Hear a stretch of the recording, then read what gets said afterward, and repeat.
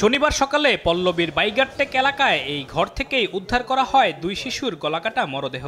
পাশেই আহত অবস্থায় পড়েছিলেন আহত বাবা আহাদ। পরিবারের সদস্যরা বলছেন, সকালে বাসায় এসে স্ত্রী ও মাকে কাজে পাঠান আহাদ। পরে দুই সন্তানকে নিয়ে পাশের ঘরে চলে যান তিনি। কিছুক্ষণ পর গোঙানির শব্দ পেয়ে দরজায় ধাক্কা দিয়ে খাটের উপর দুই ছেলে ও তার বাবার নিথর দেহ দেখতে পান শিশুটির নানা জোবেদ আলী। এ সময় নিজের গলায় ছুরি চালান বাবা আহাদ। দেখলাম যে দুই বাচ্চারে মজাই না খাওয়াইতেছে, জুস আনলো, জুস আন না খাওয়াইলো ওর বাপের। তা আমি প্রতিদিনই আমার দুই ছেলের আমার সাথে করে নিয়ে যাই। তা আজকে আমি নিতে চাইলেও ও আমার কাছে দেয় নাই, কইতেছে তুই পাক করতে যা, আজকে তো আমি বাসায় আসছি, আমার কাছে থাকো। তা তো আমি পাক করতে গেলাম, ওই যে বাদে তো আর আমি 10:30 বাজে আমার ওই জায়গায় খবর গেল যে ওর জবাই করে ভাবছে। আমার অনুমান দুটার গলা আমি চুরি দিছি, তার গলাত লাগাই আছে। 999-এ ফোন পেয়ে আহত আহাদকে উদ্ধার করে ঢাকা মেডিকেলে পাঠায় পুলিশ।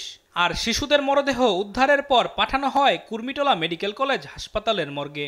বৈশাখ কাজ করতেছে, আরও লোকজন ছিল। তো এই মুহূর্তে আমার একটা লোক ফোন দিল, ওই পাশে মাটির কাজ করতেছে, যে আপনার বাসায় চিৎকার আওয়াজ শোনা যাচ্ছে।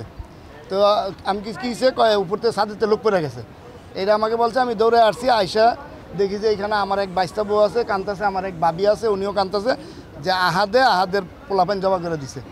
পরে আমি 999-এ ফোন দিছি। এখানে দুইটা রুম আছে, একটা হলো ভিতরে, একটা হলো বাহিরে। আর ওনার দুই ছেলেকে মারা হয়েছিল ভিতরের রুমে।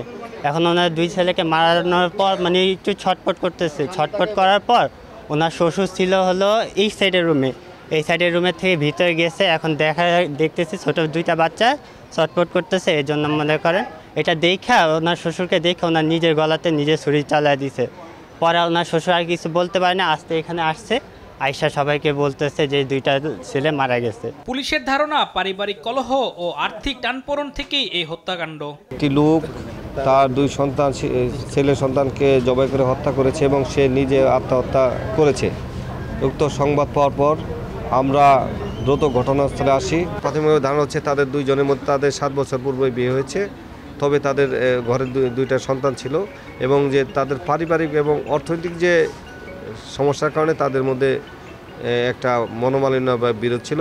আমাদের প্রাথমিক ধারণা এটা থেকে এই ঘটনার সূত্রপাত হওয়ার সম্ভাবনা বেশি, তবে আমরা প্রকৃত ঘটনাটা আরও ব্যাপক তদন্তের পর জানতে পারব। হাসপাতালে ভর্তি আহত আহাদের শ্বাসনালী কেটে গেছে, তার অবস্থা আশঙ্কাজনক বলে জানিয়েছে চিকিৎসকেরা।